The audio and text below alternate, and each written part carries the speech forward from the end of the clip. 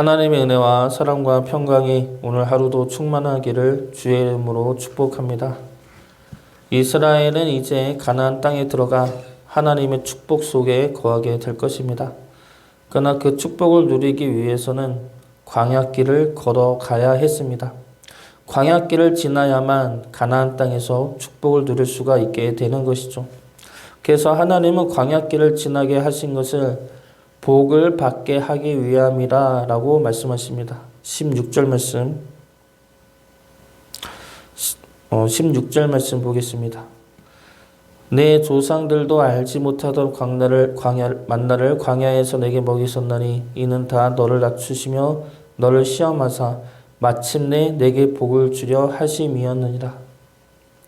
광야는 훈련입니다. 하나님 백성으로서는 훈련의 길이 광야길입니다. 그 광야길을 걷게 하신 것이 결국은 복을 받게 하기 위함이라는 것이죠.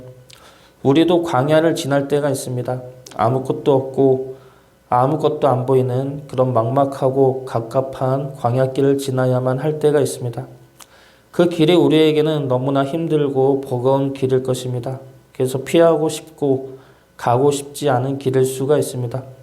그러나 하나님에게 있어서는 우리가 걸어가야만 하는 길이죠. 그래야 우리가 하나님의 자녀가 되고 하나님의 백성이 될 수 있기 때문입니다. 그래서 결국에는 하나님의 복을 누릴 수 있게 하시는 것이죠.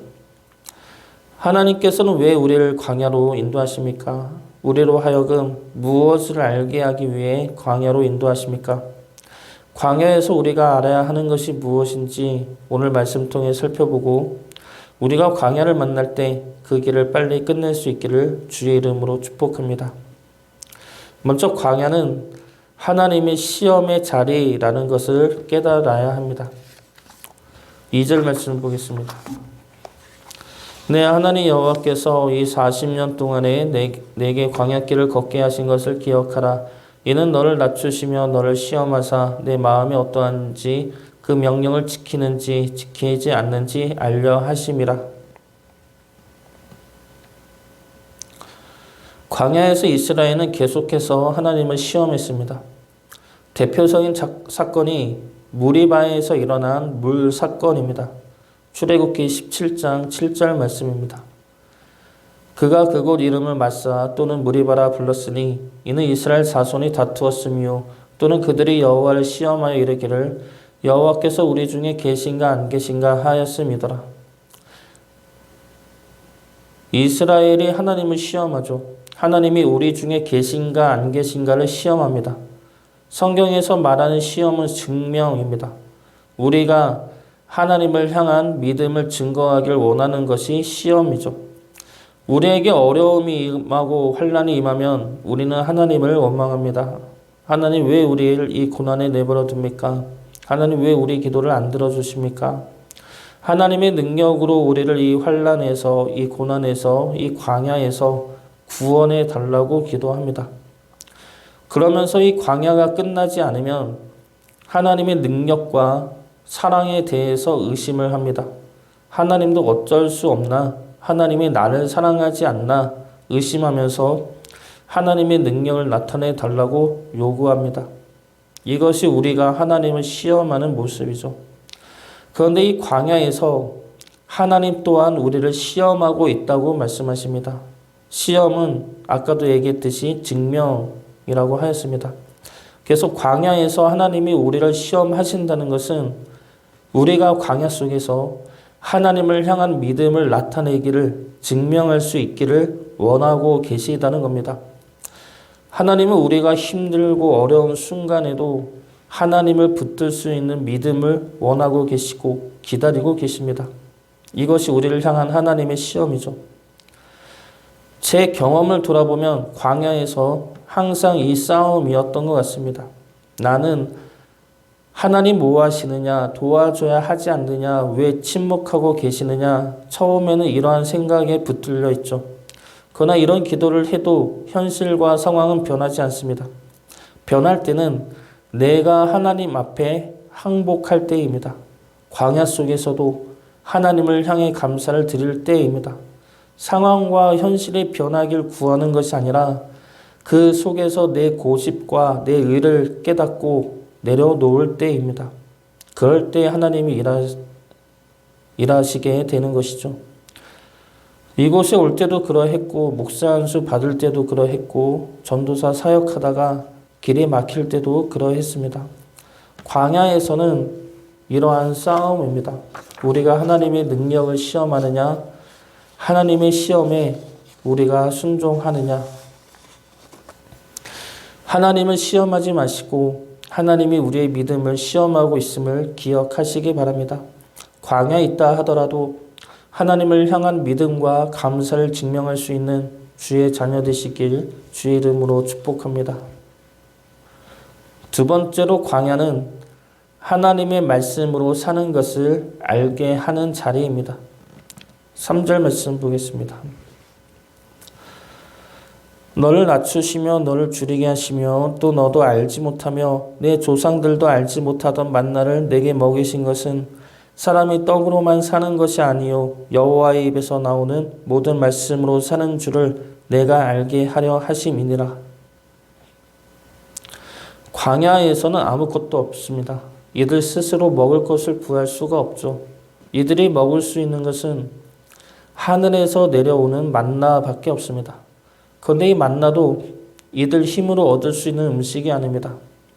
만나가 매일 내린다고 하더라도 인간의 원죄는 이를 불안하게 만듭니다. 우리들의 원죄는 우리 스스로 살려 하는 생각이죠. 하나님의 힘으로 사는 것이 아니라 내 힘으로 살려 하는 생각이 원죄입니다. 이 원죄로 인해 우리는 만나를 보아도 불안한 겁니다. 내 힘과 내 능력으로 얻을 수 있는 것이 아니기 때문입니다. 만나는 하루 지나면 썩어서 버려야 합니다. 그래서 아무리 많은 만나를 거두었다 하더라도 소용이 없습니다. 그렇다고 만나를 구하러 갈 수도 없습니다. 하늘에서 내리는데 어떻게 하늘로 찾아가겠습니까? 만나를 많이 거두려고 하고 만나를 찾으러 가려는 이러한 생각들은 어디서 나옵니까? 원죄에서 나옵니다. 하나님이 내일 만나를 안 주어도 내 힘으로 만나를 구하고 먹을 수 있기를 원하는 겁니다. 그렇게 해야 내 마음이 안심이 되는 것이죠. 그렇지 않으면 늘 불안한 겁니다. 하나님이 내일 만나를 안 주시면 어떡하지? 하나님이 잊어버리면 어떡하지? 우리가 잘못했다고 하나님이 만나를 끊으시면 어떡하지? 이런 불안과 염려가 늘 있게 되는 것이죠. 우리 역시 하나님의 은혜와 사랑만 바라며 살기에는 불안할 때가 많습니다. 아직까지 그렇게도 많은 은혜와 사랑을 받았음에도 여전히 불안하죠. 오늘까지는 어찌어찌 살아왔는데 내일도 과연 그러할까? 라는 불안과 염려가 우리 안에 있어서 우리는 늘 하나님의 은혜가 아니라 내 힘과 내 능력으로 사는 길을 찾고 택하고 있는 것입니다.